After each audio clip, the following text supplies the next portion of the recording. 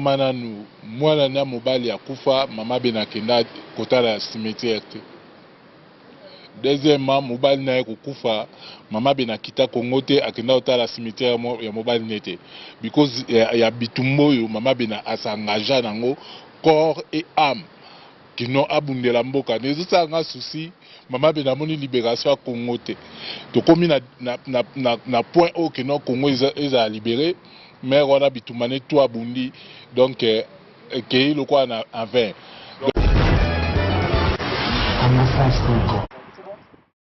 Merci beaucoup, chers amis fidèles téléspectateurs. Il y a www.congo-france.com. Mesdames, demoiselles et messieurs, merci beaucoup toujours. Vous avez bien voté la émission de Bisso Show Time. Toza Awa, Toza Wapi, Toza quelque part.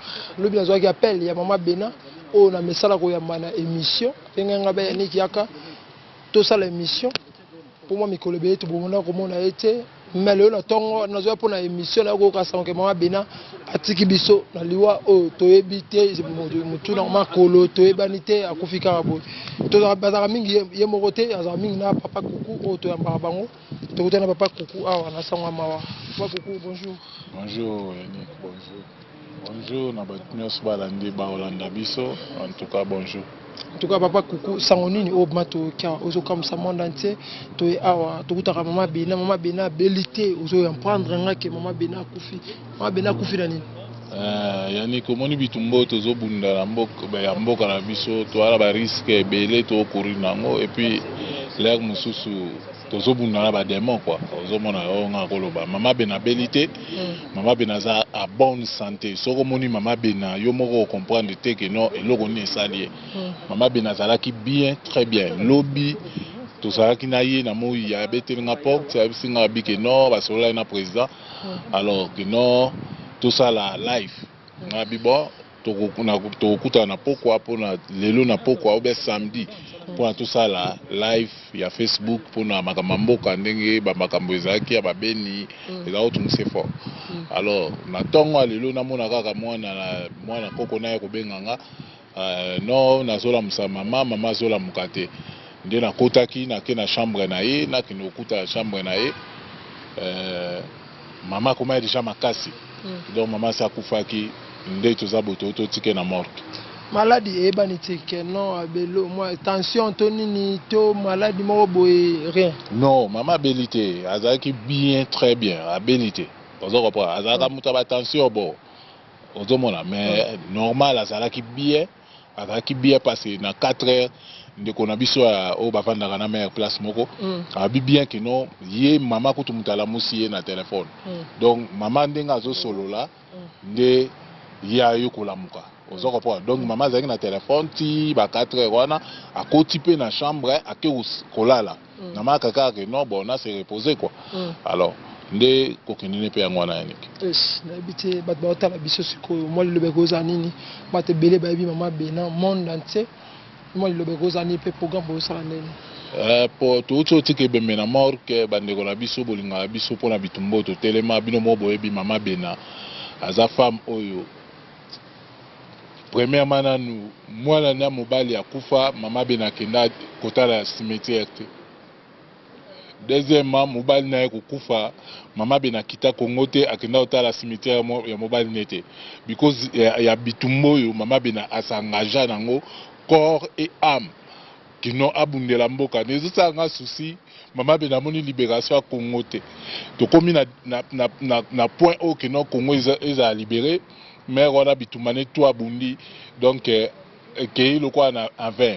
Donc eza bino bato bolandaka ye bino bato bolandaka biso bino bato oyo to telemisa na bitumba oyo nde bokokunda mama wana parce que biso nde toza boye botala kaka ozomona tozali pena awa donc toza bati donc message na opesa bino eza kaka ke non corps eza déjà la mort tozobongisa topesi tokoya tokopesa bino programme boye bandeni programme ekozala alors naza na contact ya liso polele soki oyo alingi abenga obenga liso polele comme ça à partir à liso polele bokozwa ba coordonnées ou bien bobengi président la wandala na CG na biso bwangala bino batu bwana poto donc à partir à kuna nde bokozwa ba information nyonso Merci beaucoup papa Coucou, le temps toko ma place matang, place bazole la ina minute matang ezali, biso to tikio déjà.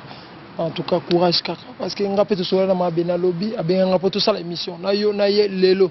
Donc na gi lelo po to sala na émission. Yepé mtabi senga na mela citron pour na voir lobby na lo ba bien té. On dit bien goûter na sala émission. Na ye lelo maman kufi bon, ça kaka nzela ya moto nyonso. Voilà tikio biso to keka kuna ko.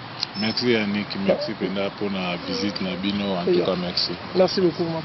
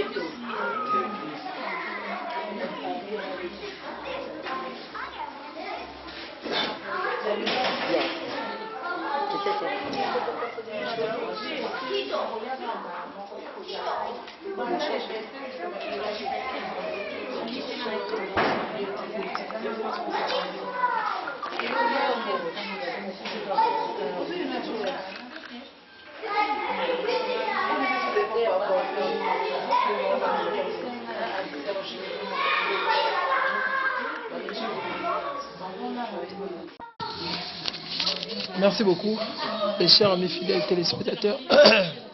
Vraiment, Tozalina, Ndakuya, moi et maman Bena. Ils ont vraiment apprécié, vraiment, ils ont vraiment apprécié. Tozalina, moi et maman Bena. Il y a des bossos où il y a mis balai. 6e avant-dernière. Avant-dernière. Maman a confiné. Expliquez-moi. Pour qu'on ait lobby à benga na téléphone, à bibliothèque ça l'émission. Mais la caméra tombe, maman Bena a confiné. Vraiment, les bino pe au camp, ils ont des bisous sur plutôt au camp. Lobby bisous sur plutôt sur la kinaye, on décante dans le message dans WhatsApp, attendez le presque va te mêler. Bon, on a pu passer ma carte benga na phone qui est maman confiné en dimalité. Et on a qui pas né, on a qui mon appel ambulance na kata lopango. A confiné na pongi. Donc na 4 heures avant na salon na ye, alors qui normal ba ne pour soigner na phone. Après à quelle heure parce que j'ai banté na kolala wana msito yo yeba na 8h na kolala wana kufaki heure ni doit partir à 4h wana tito comme na 8h donc a kufa ka na 4 donc à part wana abilité tension té et l'autre côté avant maman kufa les symptômes mo banda kola ki sa té to nini to lo mo bomona ki ya étranger dans tout bon tous allez ne samedi na la pas neti dimanche to genda ni kutu mall na shop alaki normal mais bako koni mbaya bafanda na ye balobi semaine kaka oyo je crois na début on doit savoir que non nga soki na kufi bozo ba biloko na ngai afa batu so bazo boteka ngo bozo mbongo de nga so na kufi na kufa na ngai liwa ya pongi donc izaka comme lisolo bon mende tinga malobi na solo na fontaine ndo benga zo kata nga fa zo kata nga fon ndako menga nga message na ya lobi na ba 12h donc yango wana kaka bon ndo tika morgo zaki nazala kina to ndo tika na morgo zaki autopsie salamité te avant que toi longue na mbeto ba cheka ki de ba comprendre que akufi kalaté donc ba lobi te ke zani mais to yebite peut-être même sous toujours to kende ko bipse be même ba ko loba pour to tiki ba on a ba sala autopsie to yebite soit ko ça na sima yeah. Merci beaucoup na batuni so batala maman Bena yoza mona na ye bato belé o batala maman Bena monde entier lilobani okolo bana bango parce que poto mo bazolela la minute yo poto mo parce que si voilà nga le lobi bien vous pour maman Bena lobi abenga tout ça l'émission lelo voilà nga ezali bien tabisinga lia tokisa comment on dit citron tokisa citron pour lobi des voix et bimi lelo bo tabi ke bate belé na benga bata poto abenga belé ba olela isali pasi malobo golo banini na bato bata psiko en tout cas elo na ko loba pasi wana bazana ngo ezabe biso pe biso nso tozana pasi nzambe mutapesaka ye pe mutaretiraka topesaka lokumu pa nzambe tosambelaka molimo na ye epe makimi en tout cas ba mes condoléances na bato nyonso o bayebi mama nanga mama mado comme mukolo jobour bena kikamba donc pasi za na biso nyonso donc apesika en tout cas ba courage na bato nyonso. OK, numéro de téléphone muto ba ko benga bata poto belé ba benga numéro de téléphone tamsu muto roza bezo sunga pa aider non. Bon, numéro de téléphone ezali naza na Afrique du Sud code 0027 67 139 75 24. 0027 67 139 75 24. OK, merci beaucoup. Chers mes fidèles téléspectateurs, comprenez vraiment. Nazaki na mwana ya mama Bena, tozai matanga eza awa yo ville, numéro pesa mi angwana.